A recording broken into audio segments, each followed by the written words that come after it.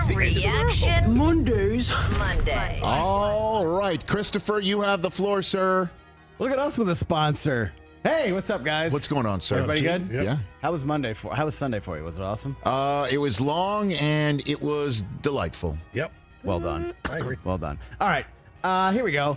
Maybe week one wouldn't be so sloppy if guys actually played in the preseason.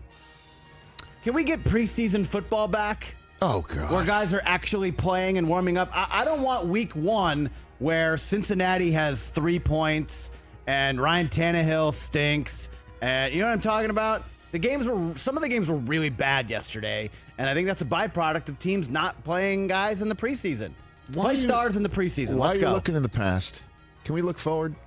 Let's look forward. Past is the past. I want a better product week one. Okay. I don't want 14 unders. So then what happened? I don't want road teams winning. I want teams to play their guys and win games. What happened up the road? 36-34. What happened there? The one game out of 15 that was really good. So that's not just the one game out of the. How many really good games were there yesterday? Well, it's certainly got to throw Sunday night out. Thursday night was pretty good. Lions and the Chiefs. Wasn't well played, though. I don't think it has anything to do with the preseason.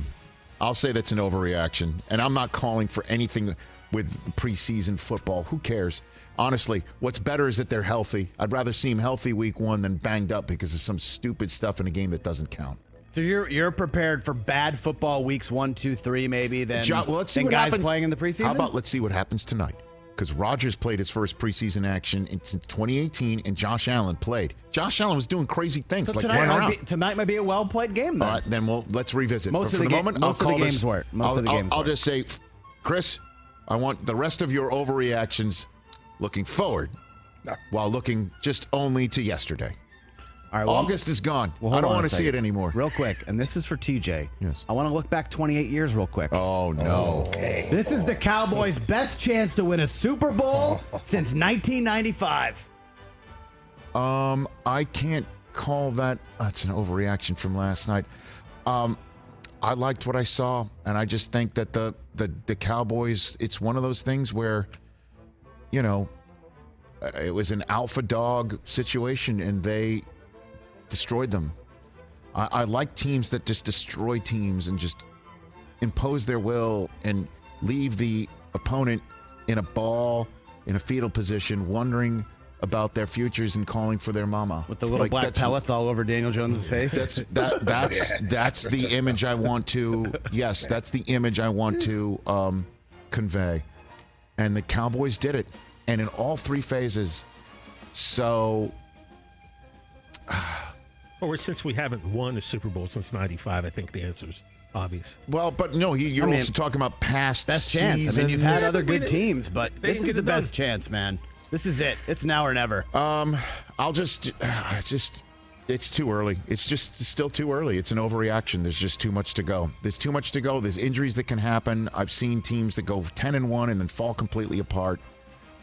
They look super, but I can't sit here and say it's their best chance when the Niners could be standing in their way. And let's see what the Eagles look like and see what other teams that can possibly coalesce. What else, Chris? Chris, you This is say the best entire chances. This is AFC. the best team? Or Best the chance. Best chance to win a Super Bowl. Gotcha. AFC looks a little weak right now after Just week one week one. in. Stop. Yeah. What's next? It's too early. Hear me out on this. Yes, sir. Just hear me out. Both of these guys won a Super Bowl very recently. However, Yes. Sunday was the best win of Sean McVay and Matthew Stafford's careers. I will not say it's the best win of their careers. It is the best. Rich, hear me out.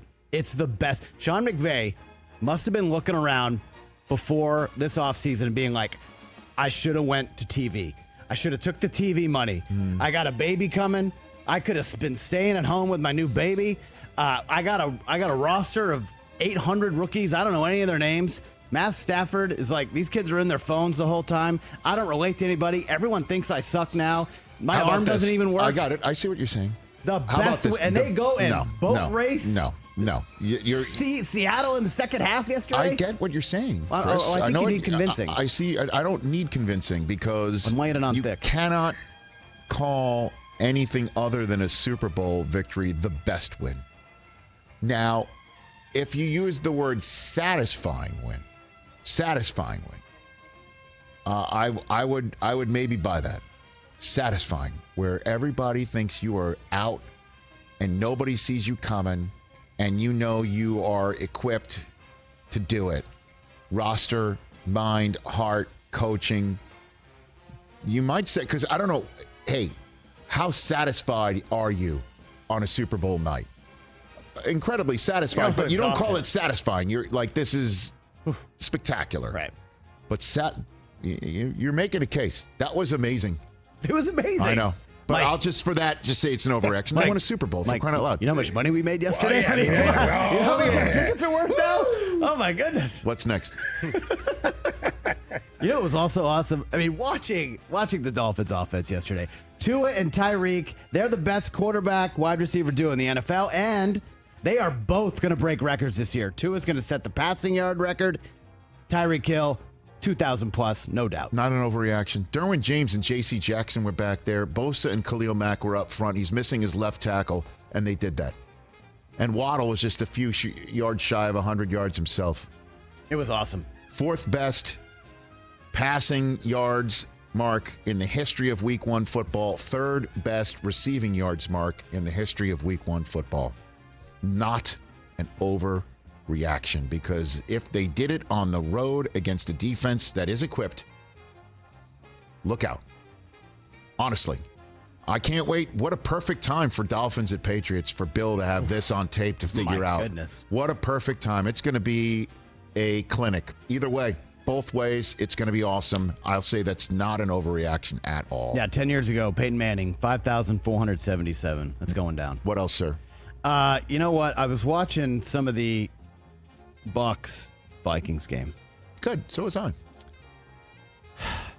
This is the beginning of the end for Kirk Cousins in Minnesota. That's ridiculous. Vikings missing the playoffs. That's insane. They stink. Get out of here. By the way, Justin Jefferson, we might be talking about October trade request. That's a total... You can't even keep a straight face saying that for the radio audience. Okay. No. That's an overreaction. Did you see the only image you need to see from that game? Justin Jefferson, late in the fourth quarter, sitting on the bench, singing, looking like, I want to be anywhere but right here, right now. The reverse Marv Levy. I want to be nowhere but here right now. Overreaction. What a big game, though, in Philadelphia to kick off week number 2 on Thursday night. Oh, my goodness gracious. Primetime game. You know what happens in those. I know, and that's where Minnesota got spanked last year. Spangalanka. And they still survived and moved on. They were 1-1 last year. They could be 0-2 this year. Minnesota after that. Home for the Chargers at Carolina. Home for the Chiefs at the Bears. Home for San Francisco on a Monday night at Green Bay. Wow. It's a rough road. But I'll just say I'm not going to sit here and say week 1's an indication there. I'll move on and say that's an overreaction. What else, Chris? All right. I rule on that. I don't know. I will see. We'll see. Colorado, Buffaloes. Yes. We like them. Yes. They're going to have more wins than the Broncos this year. Nick and Corona, I'm sorry, buddy. 15-2. What are we doing? Colorado, more wins than the Denver Broncos. Oh, my gosh.